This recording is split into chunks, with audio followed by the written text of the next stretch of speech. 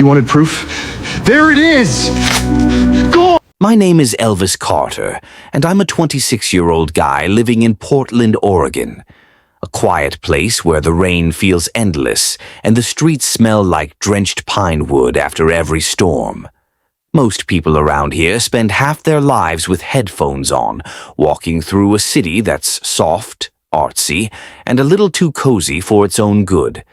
I've lived here most of my life, but my story doesn't begin with the city. It begins with a girl who thought I was invisible. Her name was Megan Turner, and I swear, before everything happened, I genuinely believed she was the love of my life. At the time, I was 22, young, hopeful, still naive enough to love without caution. I wasn't making much money, just a freelance photographer hustling for gigs that barely paid for equipment repairs. But I loved my work. I walked miles across the city photographing street art, people laughing under awnings during sudden showers, couples sharing coffee on brick steps, and sunsets bleeding into the Willamette River. Photography felt like my voice when words failed me. And Megan, she was the first person who ever made me feel like my voice mattered. I remember the day we met as clearly as if someone carved it into my skull. It was a chilly October afternoon in downtown Portland, near the Saturday market. The leaves were everywhere, gold, burnt orange, deep maroon, and the whole city seemed dipped in some magical filter. I was taking pictures of a street musician when a girl stepped into the frame, brushing her hair away from her face, smiling at something a vendor had just said. I captured her without meaning to. When she noticed, she laughed and walked over. "Did you just take a picture of me?" I froze like an idiot. Yeah, sorry. The lighting, it was good." She smiled, a warm, confident, painfully beautiful smile. "Well, now you owe me a copy. I want to see how I look through your eyes." I swear, right then, something inside me shifted. I didn't know it, but that was the beginning of the most painful chapter of my life. We talked for an hour that day. She bought me hot chocolate, even though I insisted I could pay. She told me she liked my camera, my jacket, my laugh, things nobody ever complimented me on. She made me feel seen, and from that moment forward I was hooked. But what I didn't know back then was that there's a thin, almost invisible line between being seen and being used. Megan came from a different world than I did. She was raised in a comfortable, wealthy neighborhood in Lake Oswego, where every house looks like it belongs in a magazine, and every car in the driveway is shiny enough to see your reflection in. She was studying marketing and communications, already planning to work at her father's company after graduation. Me? I was living in a small loft apartment above a bakery on 3rd Avenue, the kind of place where the floor creaks when you blink, and the heater makes noises like it's clearing its throat. When Megan saw where I lived for the first time, she acted like it was cute, but her eyes told the real story, curiosity mixed with mild disappointment. Still, she never said anything. She liked how creative I was. She liked how I made everything feel like a moment worth remembering. But little by little, I began noticing things I chose to ignore, like how she introduced me to her friends without ever calling me her boyfriend. "This is Elvis. He's a photographer," she'd say, waving her hand like she was presenting a hobby instead of a person. Or how she always preferred we hang out at my place instead of hers, because it feels more authentic. When in reality, she didn't want her wealthy family questioning why she was dating a guy who made less than her monthly allowance. But I didn't see these signs for what they were. I was too busy falling deeper. The more time we spent together, the more I started planning my life around her, adjusting my photography schedule, turning down gigs that conflicted with our dates, even taking extra shifts just to afford nice things she didn't even ask for. I wanted to impress her. I wanted to be enough. But being enough wasn't about effort. It wasn't about love, loyalty, or sincerity. At least not for her.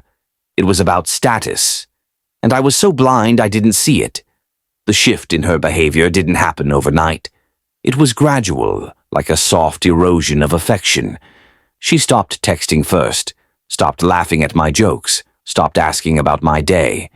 Sometimes she'd go silent for hours, only to reply with short, cold messages. Busy. Can't talk. Later. But the worst part, she started dressing up more when she went out with her friends, wearing perfume I'd never smelled before, taking pictures without me, avoiding eye contact when I asked who she was spending time with. Deep down, I knew, but I didn't want the truth. I wanted her. The final straw, the day everything shattered, happened on a Friday night in November. It was raining heavily, one of those nights when Portland feels like it's drowning in its own sky.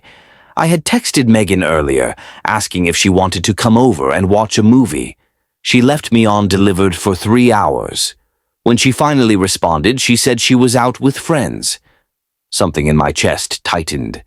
Not because she was out, she had every right to be, but because I felt the distance between us growing into something unavoidable, something real. I didn't want to be paranoid, so I told myself I just needed to see her, to talk, to fix whatever was breaking. So I grabbed my jacket, locked my apartment door, and walked out into the rain. I knew which bar she and her friends liked to go to, the Iron Clover, a trendy place with craft cocktails, dim lighting, and a fake rustic aesthetic meant to attract rich college kids pretending to be down to earth. When I walked in, soaked from head to toe, music beating against my chest like a second heartbeat, I saw her immediately, and I wished I never did. She was sitting at a table surrounded by friends, laughing, glowing in the warm yellow lights. But she wasn't alone. A guy sat next to her, leaning in close, closer than friends ever should. He whispered something in her ear, and she giggled while grabbing his arm. My stomach twisted so hard I thought I'd collapse. I froze. My throat tightened. My hands trembled. But worst of all, she saw me. Our eyes met. And instead of calling me over, instead of explaining, instead of even looking shocked, she looked annoyed. She excused herself and walked over, her eyes sharp, her expression tense. "Elvis, what are you doing here?" she asked, whispering like she was ashamed. "I just wanted to see you," I said, my voice barely steady. "You didn't text back. I was worried." She sighed, brushing a strand of hair behind her ear. "You can't just show up like this. It's embarrassing." Embarrassing. That word sliced into me like a blade.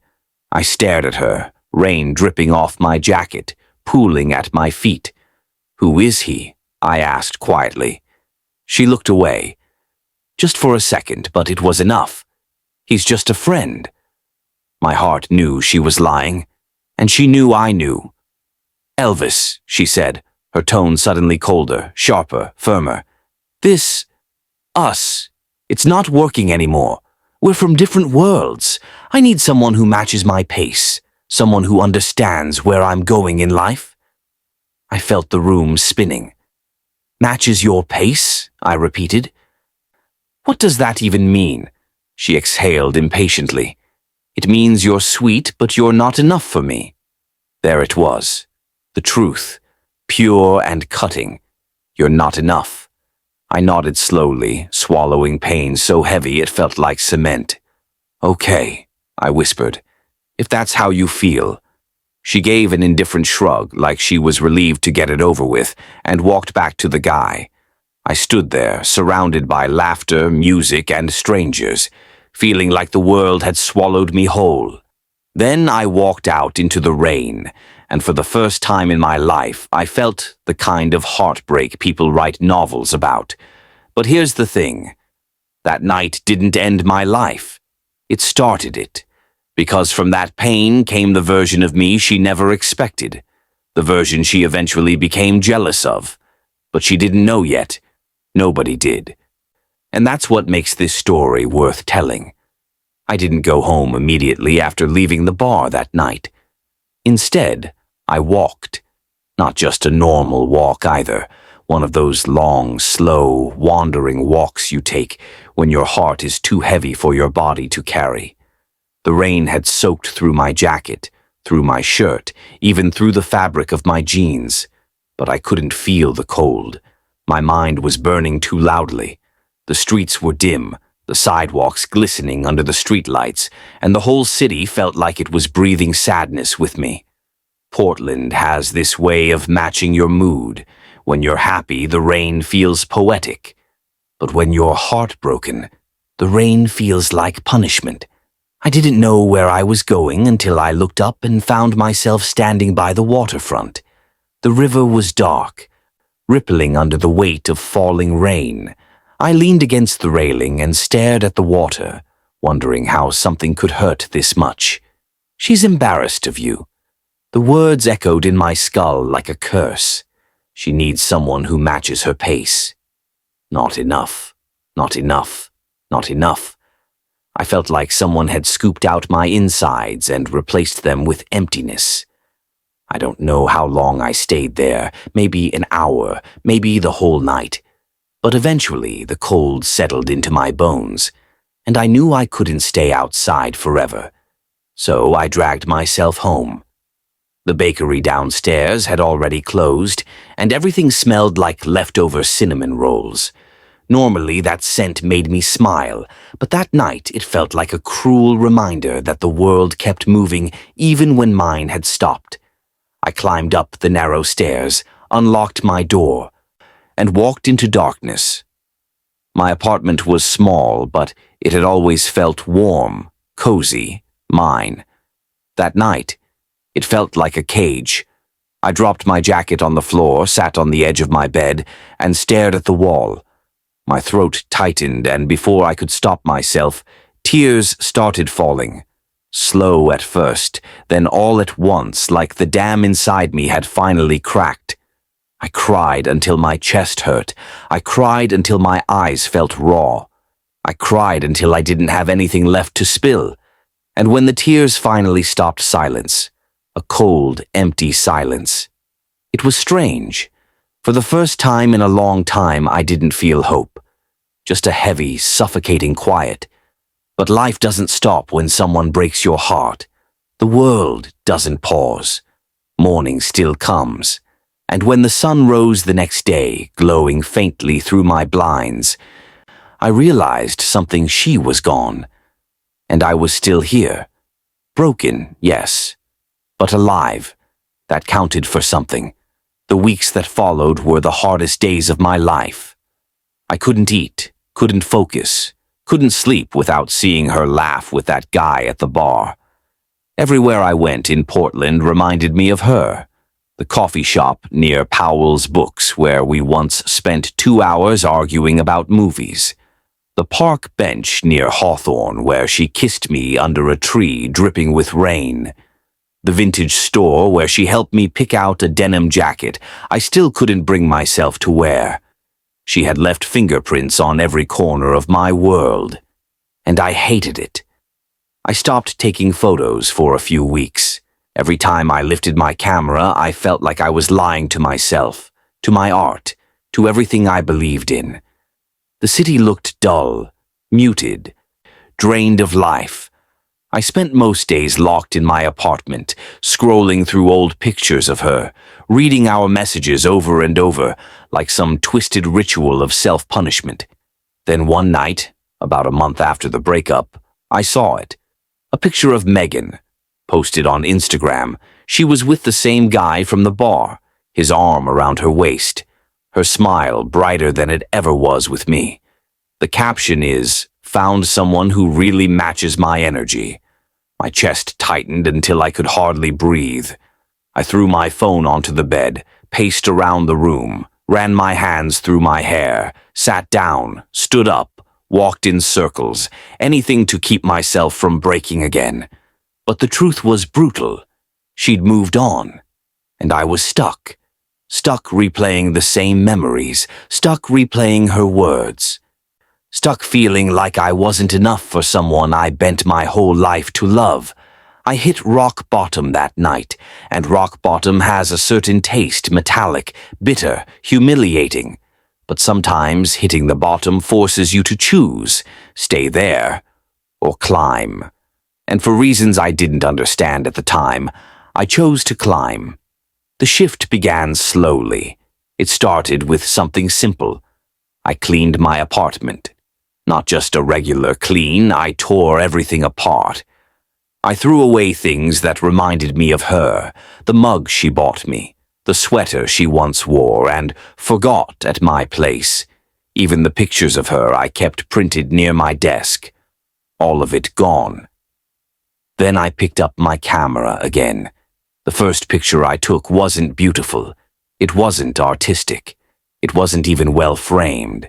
It was just my desk, illuminated by morning sunlight coming through the blinds. But it was a start. Over the next week, I forced myself out of the house. I took photos of the city again. I captured people walking their dogs, baristas making lattes, raindrops clinging to bus windows, neon lights reflecting off puddles at night. It didn't heal me instantly, but it reminded me that there was still beauty in the world, even if I couldn't feel it fully yet. I started posting my pictures online again, and slowly, people began noticing. A small art blog shared one of my shots. Then a local coffee shop asked if they could feature my work on their wall. Little by little, my photography started gaining attention, and something inside me began waking up. Not the old version of me, the one who needed validation from someone like Megan. No, a new version. One who had learned the hard way that love shouldn't shrink you. It should grow you. And while I was rebuilding myself, something unexpected happened. An email from a marketing company, a real one, not some fake startup. They wanted to hire me for a freelance photography project. I stared at the screen for a full minute, stunned. They said they'd seen my work online and wanted to collaborate for a spring campaign. The offer was more money than I'd ever made from a single job. That moment felt surreal. For the first time in a long time, I felt like maybe, just maybe, I wasn't nothing. I took the job, and that project changed everything. 3 months passed. My name started circulating in creative circles. Small brands reached out. Art studios invited me to events. My Instagram grew faster than I expected. And slowly, the version of me that was shattered on the waterfront months earlier began piecing himself back together. My world wasn't perfect. I still had nights where memories stung, still had days where loneliness felt heavy, but I was becoming someone I liked, a man with direction, ambition, and confidence. And then the moment I never expected happened. A message appeared on my phone, from Megan. At first, I didn't believe it. I blinked twice, cleaned the screen with my thumb, even exited the app and reopened it. But it was real. Elvis, hey, long time. I've seen your photos everywhere lately. Congrats. You're really doing well. My heart didn't jump the way it once would have. It didn't race. It didn't ache. Instead, I felt nothing, a strange, quiet, powerful kind of nothing. I didn't answer. Not yet. She continued, "We should catch up sometime. I'd really like to see you. Then hope you're not still mad about how things ended. Then I miss talking to you. Then Elvis." I stared at the messages, stunned. There it was. The thing I never thought would happen. She wanted me back. But here's the painful, beautiful truth. I wasn't the same guy anymore. And she wasn't the same girl in my eyes. She thought I was nothing once. She said I didn't match her pace, but now she saw my growth. And it bothered her. She wasn't reaching out because she loved me. She was reaching out because she saw what I became without her. And that was the moment everything clicked. She didn't break me. She built me. Not intentionally, not kindly, not lovingly, but heartbreak has a way of forcing you to rebuild, and I rebuilt into someone she no longer deserved to know. locked my phone, set it down, and exhaled deeply. I wasn't angry. I wasn't bitter. I wasn't even hurt anymore. I was free, and she could feel it. This story wasn't about revenge. It wasn't about proving her wrong. It was about proving myself right. And I wasn't finished. Not by a long shot. I didn't reply to Megan that night. I didn't even open the conversation again. I simply turned off my phone, leaned back in my chair, and listened to the quiet hum of the city outside my window. For the first time in a long time, silence felt peaceful, not lonely. It was strange, almost surreal, how a woman who once had so much power over my emotions now felt like a distant memory, like an old photograph you find in a drawer and gently smile at before slipping it back where it belongs. Life has a funny way of humbling the people who hurt you and strengthening the people they break. And it was around this time when I realized something profoundly simple. Some people don't miss you. They miss the version of themselves they felt when they were with you. The next morning, Portland was glowing. The rain had finally stopped after 3 straight days of endless drizzle. The streets were washed clean, the sky was a soft, pale blue, and everything smelled of damp earth and early sunshine. It was the kind of morning that made you want to breathe deeply and start fresh.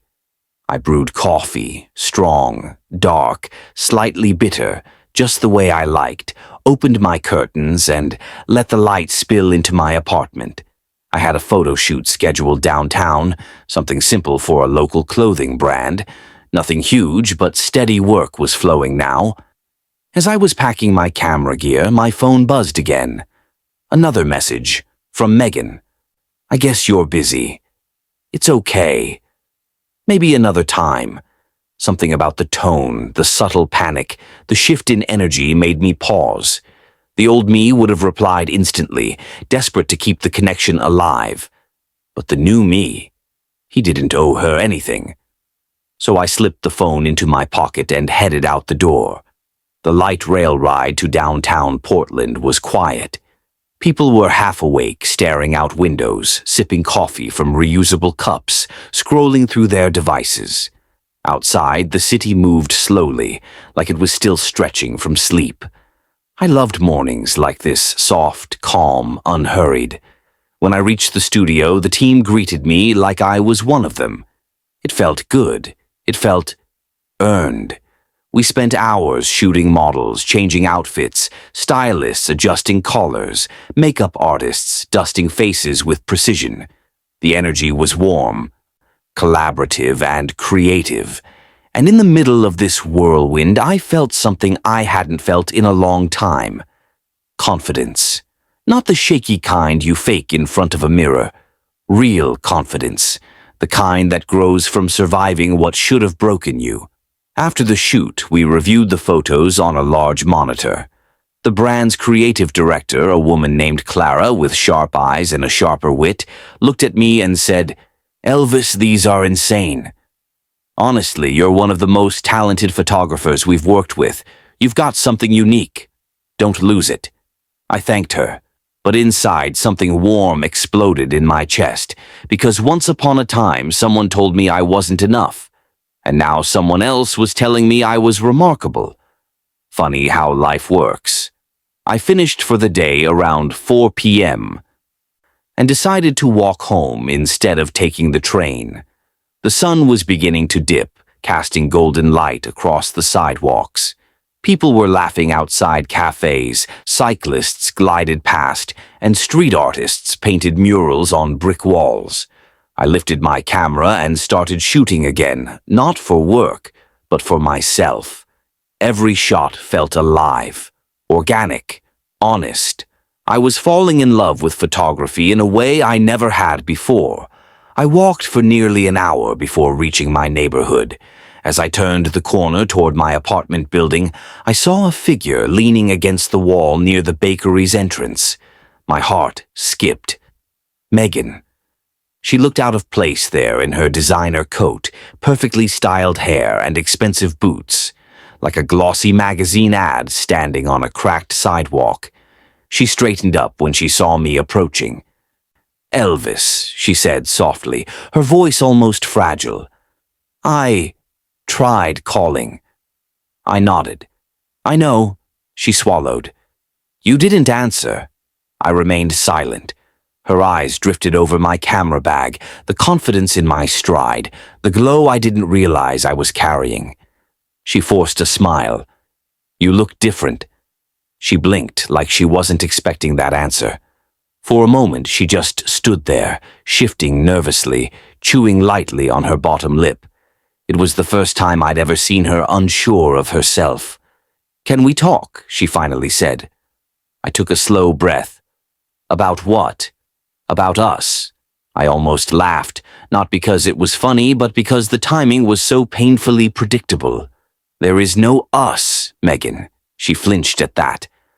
"I know," she whispered, "but I wanted to apologize." I studied her face, searching for sincerity. She looked different, not physically, but emotionally. Less polished, less certain, like life had shaken her a bit since we last spoke. She continued, voice trembling. "I didn't treat you right. I know that now. I was selfish. I thought you'd always be there for me. And when I saw how successful you've become, it hit me that I lost something good. There it was, not love, not regret, not heartbreak, but possession. She didn't want me. She wanted the access, the proximity to growth, the reflection of success. People like her didn't miss your heart. They missed your loyalty. Megan," I said quietly, "you didn't lose something good.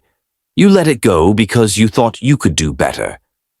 She looked down, shame flooding her face.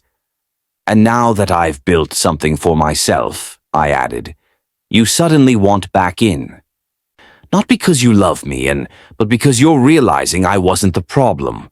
Her eyes glistened with tears she refused to let fall. "That's not fair," she whispered. "It's honest," I replied. She took a step closer. "Can't we at least try again? I'm different now. I swear." I shook my head. "No, Megan, I don't hate you. I don't resent you. But I don't want to go backwards." Silence stretched between us, heavy and cold. Finally, she exhaled shakily. "Do you have someone else?" she asked. "No," I said, "but I'm choosing myself now." She nodded slowly, a defeated, painful nod. Then she turned away, wiped a tear, and walked down the street, without looking back. I watched her leave, not with sadness, not with anger, with closure, real closure. Because it's one thing to heal privately. It's another to face the person who broke you and feel nothing but peace. That night, my apartment felt different, warmer, lighter, like it reflected the new version of me, a man who had survived heartbreak, rebuilt his life, and stepped into his purpose. I lay on my bed, hands behind my head, staring at the ceiling. For the first time in years, I felt excited about the future. What I didn't know then was that life was preparing to introduce me to someone who would love me in all the ways I once begged from the wrong person. But that comes later, because this story is still unfolding. That night, after Megan walked away for the last time, I stayed awake longer than usual. The city outside my window was calm, the streetlights glowing soft orange against the pavement. I lay there, hands resting behind my head, breathing slowly, letting the silence wash over me. It wasn't the silence of loneliness. It was the silence of release. For the first time in a long time, I felt like I wasn't carrying anyone else's expectations on my shoulders. No weight of trying to impress someone, no anxiety about not being enough, no fear of being left behind. It was just me, and strangely, that felt like more than enough. Somewhere between the quiet hum of my heater and the gentle sound of the city, I closed my eyes and made myself a promise. No more shrinking to fit someone's standards, no more begging to be chosen, no more losing myself in the name of love. Life would no longer revolve around someone else's approval. My life would revolve around becoming the man I was meant to be. I didn't know it yet, but that decision would shape everything that came next. Over the next few weeks, life moved in a direction I hadn't anticipated. My work exploded. Not viral-level fame, not yet, but enough recognition to change my daily routine completely. More brands started reaching out. More collaborations, more opportunities. Some days were so packed with work that I barely had time to breathe, jumping between shoots, meetings, editing sessions, and late-night uploads. But it never felt overwhelming. It felt exhilarating, like the world was finally opening up to me. Portland, which once felt like a city full of memories I wanted to run from, now felt like a city full of possibility. Every alleyway, every bridge, every coffee shop became a backdrop to this new, ambitious version of my life. I upgraded my equipment. I redesigned my online portfolio. I even moved into a bigger apartment, a place with wide windows, hardwood floors, and enough space to set up a small in-home studio. And every step of the way, I could feel the old version of me fading, dissolving like fog under sunlight. One day, while walking downtown to pick up some new lighting equipment, I checked my phone and saw a message request. Not from Megan. Someone new. Her name was Leah. At first, I thought she was another client. Her message was simple. "Hey, I came across your work. The way you capture light. There's something emotional about it. I love your style. I'm a writer. Maybe we should create something together." I smiled. Not because of the compliment, though it was a good one, but because her tone felt different from what I was used to. It wasn't superficial or flirtatious. It was genuine. Still, I didn't overthink it. I replied casually, "Thanks, Leah. I'm always open to creative collabs." "What did you have in mind?" she answered almost instantly. "Coffee? I prefer talking ideas in person." Normally, I avoided meeting strangers one-on-one unless it was strictly professional. But something about her message felt harmless, grounded. And besides, I'd been isolating myself too much lately. A little human interaction wouldn't kill me. So I agreed. We planned to meet at a small cafe near the river the next morning, a place called Riverstone, quiet, cozy, with big windows that let in natural light. I arrived early, as usual. I always like to get a feel of a place before meeting someone. I ordered a cappuccino and sat near the window, watching joggers pass by, couples walking their dogs, the river shimmering under the bright morning sun. A few minutes later, I heard a soft voice behind me. Elvis. I turned around, and that was the first time I saw her. She wasn't flashy or overly dressed. She wore a simple white sweater, light blue jeans, and her hair was tied loosely behind her head. But there was something striking about her, something warm and quiet and confident all at once. Her eyes, a soft hazel, held a kind of depth that made you want to look twice. She smiled. Not the forced, polished kind Megan used to give. A real smile. "Hi," she said. I stood to shake her hand. "Hey. Leah, right? That's me." We sat down, and instantly the atmosphere felt different than any conversation I'd had in a long time. She didn't flirt. She didn't brag. She didn't try to impress me. She simply talked about writing, about storytelling, about the way she believed art could heal people. She asked questions about my photography, not to flatter me, but because she genuinely cared about the answers. For the first time in months, I found myself talking freely about why I picked up a camera, about what art meant to me, even about the heartbreak that had pushed me to reinvent my life. She listened, really listened without judgment, without pity. When I finished, she nodded thoughtfully. "You know," she said, "pain doesn't destroy artists, it fuels them. But healing is what makes them unstoppable." Her words hit deeper than she realized. We talked for nearly 2 hours. The conversation flowed effortlessly, moving from art to life to random stories about childhood memories. It felt natural, like we'd known each other longer than a morning. Before leaving, she looked at me and said, "You've got more inside you than just talent, Elvis. There's soul in your work. Don't let anyone who couldn't see your value convince you otherwise." That sentence stayed with me the entire day. Not because it was flattering, but because it was true. Someone finally saw me in a way Megan never did. But this wasn't love. Not yet. This was alignment. Two artists, two broken, rebuilding souls. Two people who understood life through the lens of creation. We started working together soon after. Brainstorming ideas, combining words with images, building mini-projects that blended poetry with visuals. It was refreshing, grounding, healthy. With her, there was no pressure, no games, no uncertainty. Every interaction felt real, clean, simple. But life has a funny way of bringing the past back when you least expect it. One evening, after wrapping up a small shoot, I was sitting in my apartment editing photos when my phone buzzed. Another message. From Megan. This time, it wasn't a simple hi. It wasn't a weak attempt to reconnect. It was something different. "Elvis, I need to tell you something. It's important." I stared at the screen, not because I cared, but because the timing felt off. She followed with another text. "It's about us, and about why everything happened." I put my phone down, leaned back, exhaled slowly.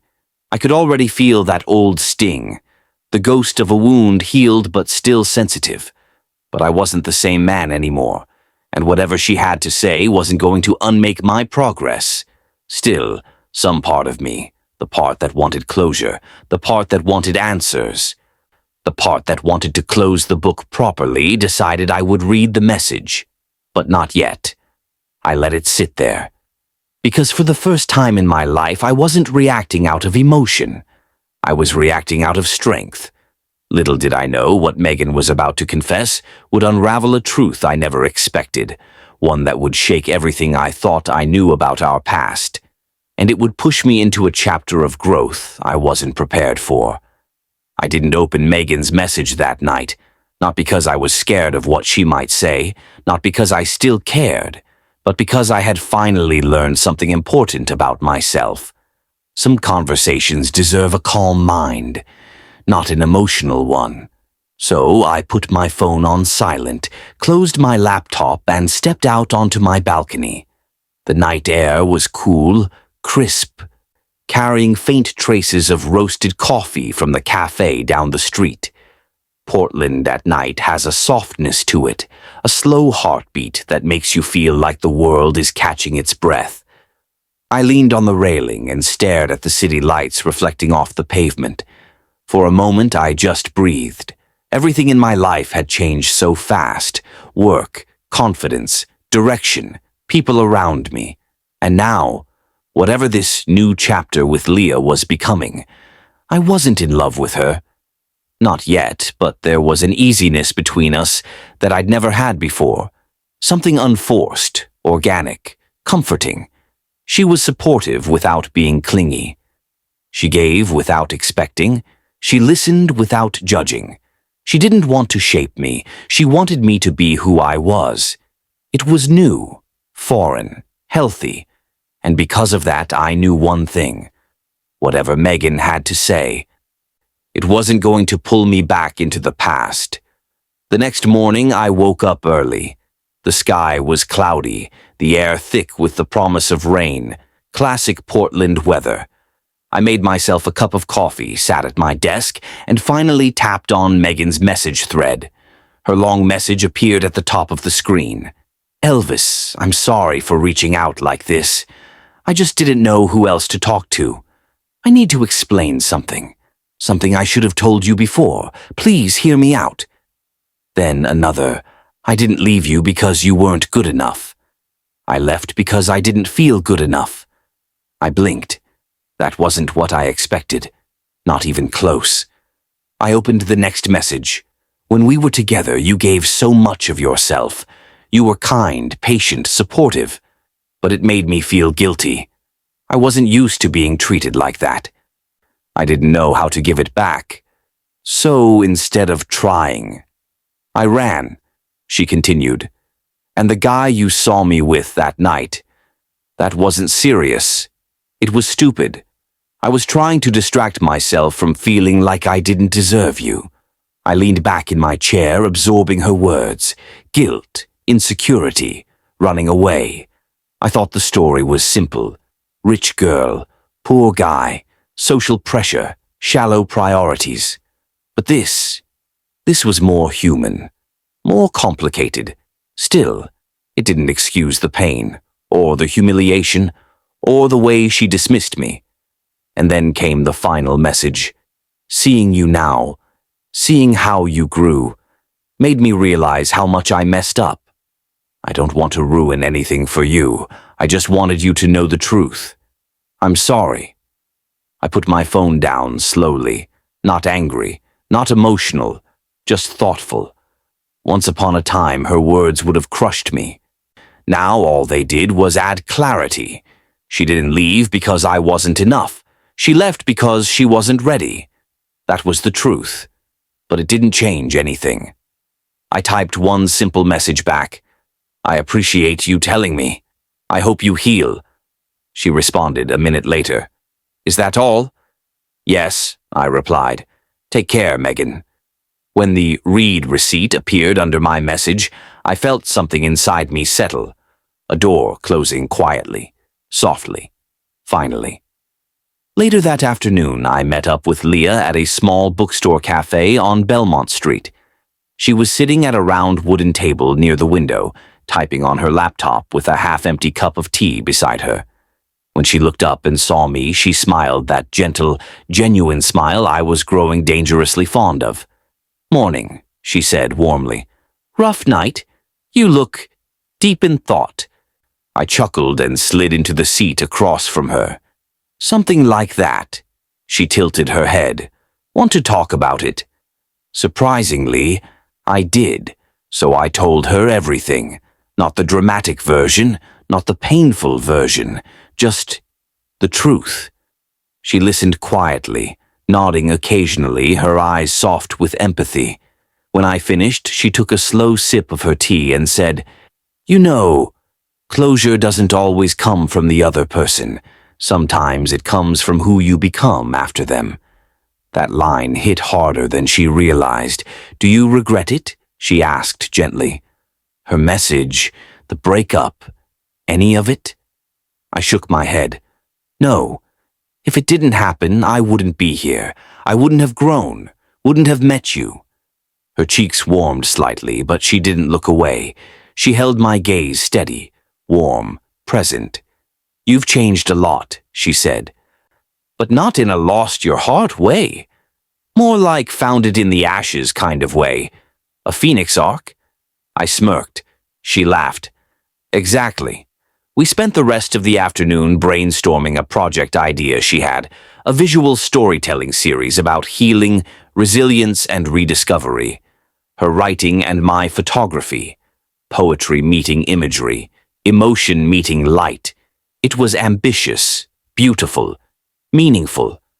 By the time we finished mapping the outline, the sun had dipped behind the clouds, and the rain had finally begun to fall.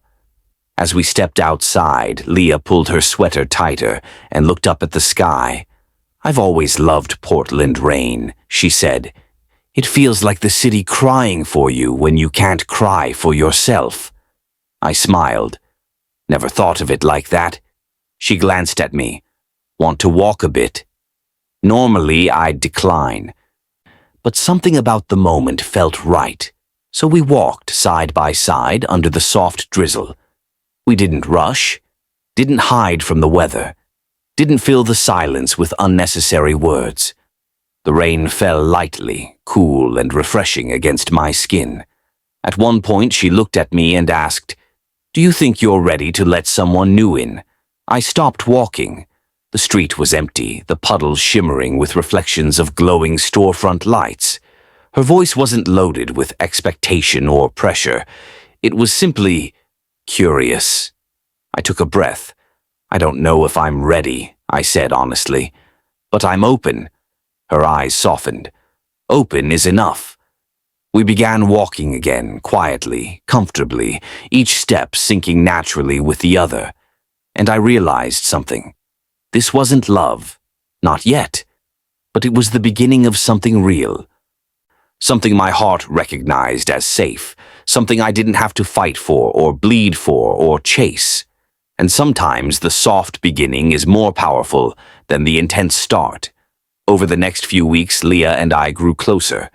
Not in a rushed, overwhelming way, but in a slow, meaningful rhythm. We worked together often, shared stories, laughed easily, and gradually revealed our scars without fear. Meanwhile, my photography career kept climbing. More bookings, more galleries showing interest, more doors opening. Life was moving, shifting, healing. And just when everything felt like it was falling into place, I got a phone call that changed everything again. A call that forced me to revisit a piece of my past I thought I'd left behind. A call that would test everything I had rebuilt. I didn't know it then. But my real transformation was only just beginning. The call came on a Thursday evening, one of those evenings where the sky looked bruised purple and the wind carried the smell of rain-soaked pine through my apartment window. I had just finished editing a set of photos for a small fashion brand, and I was settling into the couch with a bowl of pasta when my phone buzzed. I didn't recognize the number. Normally, I ignore unknown callers, but something in me, instinct, intuition, whatever, told me to pick up. "Hello?" a shaky voice responded. "Elvis, it's Mia." My heart paused, stopped, then dropped. Mia was Megan's younger sister. We hadn't spoken since the breakup. Hearing her voice dragged a cold, uneasy feeling through my chest. Memories I buried under months of healing stirred, like dust rising from an old carpet pulled from storage. "I know this is unexpected," she continued, her voice trembling. "But I didn't know who else to call. I'm sorry." My mind raced. "Is everything okay?" I asked. There was a pause, short but heavy. "It's Megan," she whispered. I felt my fingers tighten unconsciously around the phone. "What happened?" Another pause. She had a breakdown. The words hit me like someone pressing a cold metal plate against my skin. "What do you mean?" I asked, trying to steady my voice. "She hasn't been eating. She barely sleeps. She keeps saying she ruined her life. She quit her job 2 weeks ago. She moved out of her apartment. She's been staying with me and she's not talking to anyone." She exhaled shakily. "And today I found her crying on the bathroom floor." I leaned forward, elbows on my knees, rubbing my forehead. I didn't know how to respond. "It's not your responsibility," Mia said quickly, as if anticipating my thoughts. "I'm not asking you to fix anything. She brings you up sometimes. And today she asked if you hate her." I didn't know what to tell her. I closed my eyes. Hate? No. I didn't hate her. But the wound she left wasn't something my heart forgot easily. "Mia," I said quietly, "I'm sorry she's struggling, truly, but I don't know what I'm supposed to do." "I know," she replied softly. "I know. I just wanted you to know what's happening." Another silence stretched between us, awkward, painful, honest. "Is she safe right now?" I asked. "Yes. I'm with her." "Good." I exhaled slowly. "Tell her I don't hate her," I said. "Tell her I wish her healing." Mia sniffed.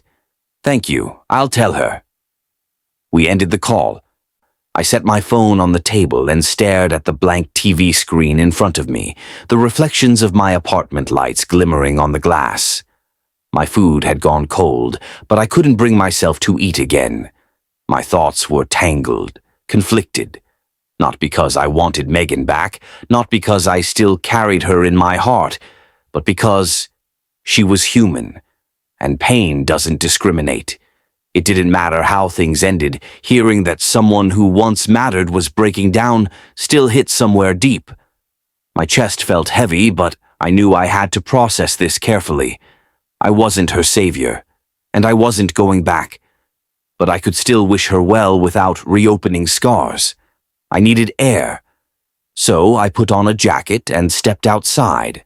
The Portland night was cool and quiet, the sky dim with a thin layer of cloud that muted the stars. The pavement gleamed from the earlier rain, and the scent of wet asphalt reminded me strangely of old summer nights back home in North Carolina, nights when the neighborhood streets would cool after a long sunny day, and everything felt both peaceful and restless. I walked aimlessly, letting the chill in the air clear my head. At some point, my feet led me toward the small bridge near my apartment complex, the one that overlooked a narrow creek running behind the buildings. It wasn't a grand spot, but it was quiet, secluded, honest. I leaned on the railing and let the water's faint trickling fill the silence.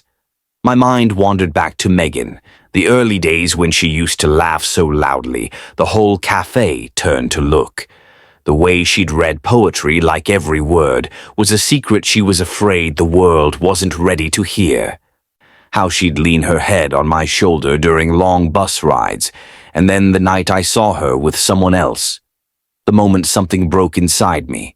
The weeks that followed were empty, hollow, painful. I had healed. Rarely thought of her anymore, but now I felt something. Not longing, not love, not regret, more like empathy. Empathy for someone who clearly had her own demons, insecurities, wounds she never learned to name. Maybe she never knew how to accept love. Maybe she never knew how to give it back. Maybe she was just a person who lost her way. And even though her silence and betrayal had hurt me deeply, I couldn't ignore the human beneath the mistakes. I took a deep breath and let the cold air settle into my lungs. Then I turned and walked back home. The next morning, I met up with Leah again. We'd planned to scout locations for our photography poetry project. She was sampling pastries at a small bakery when I arrived, her cheeks puffed slightly from chewing. When she spotted me, she waved with a sugar-dusted grin. "You're just in time," she said. "Try this. It tastes like happiness and trauma bonding." I laughed. That's one way to sell a pastry. But when I sat down, she paused and studied my face closely. "Okay," she said, tone softening. "What happened?" I didn't bother pretending I was fine. Leah was the kind of person who noticed the slightest shift in your energy, someone who saw you even when you were trying to fade into the background. So I told her. The call. What Mia said. What I felt. What I didn't feel. She listened quietly, like she always did. When I finished, she rested her elbows on the table and said, "You're allowed to feel conflicted, you know." "I know," I replied. "It just surprised me." "Because you thought you were completely healed?" "Yeah." She nodded slowly. "Healing doesn't mean the past disappears. It means you can face it without collapsing." I let her words settle. She was right. Of course she was. "You didn't do anything wrong," she said. "And it's not your job to carry her pain. You can care without getting pulled back." Her voice wasn't jealous, not tense, not insecure, just supportive, understanding. And it hit me again. How different she was from anyone I'd ever met. I felt a warmth spread through my chest, subtle, unforced, comforting. "We don't have to work today if you're not in the right headspace," she offered. I shook my head. "Actually, I think working will help." "Okay," she said with a soft smile. "Then let's create something beautiful." We spent the next few hours walking through the city, exploring alleyways, rooftops, riverbanks, forgotten streets lined with graffiti and vines. Each spot offered a different texture, sharp shadows, soft light, echoes of stories only walls could tell. Leah read small portions of her poetry aloud as I took test shots, her voice melting into the ambient sounds of the city. Her words weren't emotional, they were intimate, not loud, but deep, not flashy, but real. Something about the combination of her voice and the click of my camera felt like two broken languages learning to understand each other. At one point, she paused in the middle of a narrow brick alley, looked back at me and said, "You know, you're handling all this better than most people would." "Am I?" I asked. She shrugged gently. "You're choosing peace, even when the past tries to pull you by the ankles." I lowered my camera slightly. "I'm tired of carrying heavy things." She stepped closer, her boots scuffing softly against the ground. "You don't have to anymore," she said quietly. "Not alone." That sentence, soft as a whisper, warm as a blanket, grounding as truth, meant more to me than she probably realized. I wasn't falling in love yet, but I was falling into trust, into comfort, into something that didn't require me to bleed to be seen. By the time we wrapped up for the day, my mind felt clearer. Not fully settled, but steady. The past was a bruise, not a wound, and bruises fade, but they remind you where you've been. That night, when I got back home, I checked my phone. No message from Mia, none from Megan. The silence felt peaceful. But just when I set my phone down, it buzzed again, this time with a name I didn't expect to see. Megan. A short message. "Elvis. Thank you for not hating me." I stared at it for a long moment, not because I didn't know what to say, but because I knew exactly what to say. And it wasn't what she hoped for, but it was what the truth demanded. I typed slowly, each word honest, firm, and final. "I don't hate you. I just don't belong in your story anymore." I hit send, placed the phone down, and for the first time since the breakup, I felt completely free. I didn't check my phone again that night. I let the message sit in the background like a faint echo of a story that had finally finished its last chapter. I didn't smile, I didn't hurt, I didn't feel anything sharp or heavy, just quiet. A kind of silence that feels like a door clicking shut in a room you never plan to enter again. I sat on my couch, staring out the window. Portland rain streaked the glass in thin silver lines. Cars rolled by outside, their headlights leaving brief, glowing trails on the wet street. My apartment hummed with the soft sound of my refrigerator and the occasional creak of the old wooden floor beneath the radiator. For the first time in a long time, the inside of my chest felt still, not numb, not empty, just calm. I didn't realize how long I'd been craving that calm, how badly I wanted to stop feeling like I was constantly rebuilding myself from emotional earthquakes I never asked for. I stayed up a while longer, watching the rain blur the city lights until they looked like small galaxies floating on my window. When I finally went to bed, my sleep felt deep, unbothered, and warm. The next morning I felt different, not transformed in a dramatic sense, but lighter, like someone had taken a backpack of bricks off my shoulders without asking for anything in return. I took a long shower, made breakfast slowly, played soft music in the background. I didn't check social media, didn't check my email, didn't rush anywhere. I just let myself exist. In the afternoon, I got a message from Leah. "Coffee later?" "I want to read you something," I replied instantly. "I'm in." We agreed to meet at our usual spot, a little cafe tucked between a used record shop and a plant store, the kind of place where the baristas wore beanies all year round and the air always smelled like cinnamon and old books. It was warm inside, cozy, with mismatched furniture and a chalkboard menu smudged by years of fingers and elbows brushing against it. When I walked in, Leah was already there, sitting at a corner table with her notebook open. She looked up when she saw me, her curls falling gently to one side of her face. Her eyes softened, the way they always did when she examined someone's mood before they said a single word. "You look peaceful," she said. "I feel peaceful," I replied, sliding into the chair across from her. She studied me, searching my expression like she was reading the last paragraph of a book she'd grown attached to. "That's new," she said with a small smile. "It is." She reached for her notebook, flipping to a page filled with her handwriting, neat, slanted, emotional, even before the words were spoken aloud. "I wrote something for the project," she said.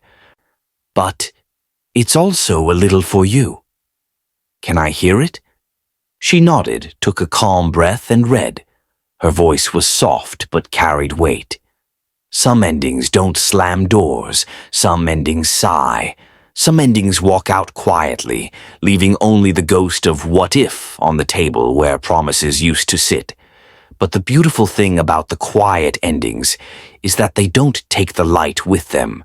They only take the shadow. And in the space where the shadow lived, something new begins to grow, something soft, something patient, something that doesn't ask you to bleed to prove you're worthy of staying. Some endings aren't losses, they're openings, tiny doorways into a life you didn't know you were allowed to have. She closed the notebook gently. I sat there for a moment, letting the words sink into places I didn't know still needed them. "That's beautiful," I whispered. She shrugged lightly. "It's real. It is." We didn't talk for a few seconds. We just sat there, both of us absorbing the shift between us, the way the air felt a little thicker, a little warmer. Then she looked at me with a soft seriousness. "How do you feel about everything now? About her, the past, all of it?" I rested my elbows on the table and thought carefully. "I feel free," I said, "but not in a running away kind of way. More like, I've reached the end of a long hallway and instead of turning back, I finally found the door that leads outside." She nodded slowly. "You deserve that." I smiled gently. I think for the first time I actually believe that. A small relief flickered through her eyes, like she'd been rooting for me quietly from the sidelines. We talked for a while after that, about art, life, random stories, moments we wanted to capture for our project. But underneath it all, something had changed. There was no unspoken tension, no fear, no confusion, just clarity. Over the next month, life became a soft upward curve. Leah and I spent more time together. Some days working on our project, some days grabbing food, some days just walking through the city without needing a reason. The project itself began to take shape beautifully. We chose themes of self-recovery, letting go, rediscovery, gentle love. I took hundreds of photos, shadows on brick walls, reflections in puddles, Leah standing in a field of tall grass with the wind pulling her sweater like a soft tug from the universe. She wrote poems that wrapped my images in meaningful lines that turned brokenness into something sacred. We worked like two people building a bridge from opposite sides of a river, and somehow the structures met perfectly in the middle. But outside of work, there was us. Something blooming slowly, softly, steadily. Not rushed, not forced. Just natural. Some nights we stayed up late talking about our childhoods, our fears, our hopes for the future. I told her about North Carolina, the summers, the humidity, the fireflies that glowed like floating lanterns. She told me about growing up in Minnesota, about cold winters that taught her resilience and quiet mornings that taught her softness. We learned each other in pieces, without expectation. And the closer we grew, the more I understood something. Love didn't have to hurt to be real. It didn't have to break you first to be meaningful. It didn't have to be loud to matter. Sometimes love could be gentle footsteps on a wooden floor, warm hands holding your cold ones, a voice that asks, "How's your heart?" instead of, "What's wrong with you?" One evening, about 6 weeks after the phone call from Mia, I walked Leah home after a long day of shooting. The night air was brisk, the sky clear enough to see faint stars beyond the city lights. The sidewalks were wet, reflecting soft halos from the street lamps.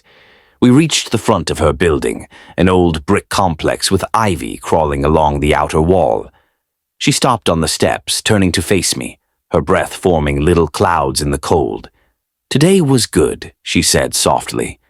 It really was. She hugged her arms around herself for warmth, even though she pretended she wasn't cold. "You want my jacket?" "No," she said quickly, smiling. "You need it." I stepped closer anyway, gently draping it over her shoulders. She didn't protest this time. She just looked up at me, the yellow glow from the streetlight warming her hair. "Elvis," she said quietly. "Yeah?" She bit her lip gently, not nervously but thoughtfully. "Can I ask you something?" "Of course." "Do you think—" She hesitated. "You're really done with your old story?" It was the way she asked, not afraid of the answer, but wanting to understand me. I held her gaze. "Yes," I said. "I'm done. Completely." She inhaled softly, like she'd been holding her breath. "Okay." I tucked a curl behind her ear gently. She didn't move away. "And what about your new story?" she whispered. "That depends," I said, "on whether this chapter includes you." A slow smile grew on her face, warm and bright, like the sunrise on the first day of a year you hope will be kind. "It does," she said, "if you want it to." I stepped closer, the space between us shrinking to almost nothing. "I do." And then, without either of us fully deciding it, our foreheads touched, soft, warm, steady. She closed her eyes. I did too. The moment felt like a quiet vow whispered into the night. We didn't kiss. Not yet. It wasn't the right moment. But it was something better. A promise. One born out of healing, not loneliness. Choice, not desperation. Growth, not fear. When she finally pulled away, her eyes were bright. "Good night, Elvis. Good night, Leah." I watched her disappear inside, the door closing gently behind her. I stood there for a few seconds longer, breathing slowly, letting the warmth of the moment settle into my bones. Something had shifted. Not abruptly, but deeply. I knew I was ready. Ready for something new. Ready for something real. Ready for someone who didn't break me to love me. A few days later, while editing photos, I got a text from Mia again. Not long, not emotional, just informative. "Megan is doing better. She's getting help. She wanted me to thank you again." I stared at the message for a moment. I typed back, "I wish her the best, truly, and I hope she finds her own healing." Mia sent a simple heart emoji. That was it. No drama, no reopening, no new conversation. The final thread of the past, quietly tied off. Weeks passed. The project was nearing completion, and word had already gotten around in some creative circles in Portland. We were invited to showcase the final set in an upcoming local art event. Nothing huge, but meaningful. A step forward. A moment. The night of the exhibition, the gallery buzzed with people writers, photographers, strangers who liked art, enough to spend their Friday evening in a minimalist warehouse full of hanging prints and soft background music. Our work occupied a long section of the back wall, a sequence of images with Leah's words printed beside them. People stopped, read, leaned closer, whispered to each other. The room wasn't silent, but the part of the gallery where our pieces hung felt still, like it held breath, like it told a story worth listening to. Leah stood next to me, her arm brushing mine lightly. She looked nervous and excited all at once, her fingers fidgeting slightly with the ring on her hand. "You okay?" I asked. "I don't know," she whispered. "This feels surreal." "Good surreal?" She nodded. "Yeah." I leaned closer. "You earned this, so did you." People came up to us throughout the evening, complimenting the images, praising the writing, asking questions about the process. Some even shared their own stories of heartbreak and healing. One woman said she cried in front of Leah's poem about rebuilding yourself slowly. A man told me one of my photographs reminded him of the night he decided to let go of a 5-year relationship. Another couple said our work made them hold hands tighter. It felt like the universe was speaking back, echoing all the things we poured into the project. As the night went on, the crowd thinned, leaving only a few people lingering. Leah and I walked back to our display, standing in front of the last piece in the sequence, my photo of her standing in the field, wind pulling at her hair, sunlight catching the side of her face. Her poem beside it read, "I am no longer seeking the person who broke me in half. I am seeking the one who knows how to hold the pieces gently." She turned to me slowly. "Elvis." Her voice was quiet but full. "Yeah? I'm really glad our stories crossed." I took her hand, gently, softly, like a question I already knew the answer to. "So am I." She stepped closer. This time the moment was right. She leaned in and I met her halfway. The kiss wasn't rushed, wasn't hungry, wasn't wild. It was soft, warm. Sure. A kiss that felt like healing had finally found a home. A kiss that felt like the universe saying, "Here, this is the chapter you've been waiting for." When we pulled away, she rested her forehead against mine, smiling. "You ready for a new story?" she whispered. I nodded. "With you?" "Absolutely." And in that moment, under the soft lights of the gallery, surrounded by the art we created from the pieces of our healing, I realized something. I had become the man I once wished I was: confident, grounded, open-hearted, not for revenge, not to prove anything, not to make anyone jealous, but for myself, for my future, for the version of love that didn't break me. She thought I was nothing. She thought I'd stay the same. She thought I'd crumble without her. But life had other plans. Now she's watching from a distance, watching me grow, watching me heal, watching me find a love that didn't require suffering to bloom. She's jealous of everything, not because I became someone new, but because I finally became someone free. And that is the story of how I let go, found myself, and walked into a love that didn't need to hurt to feel real.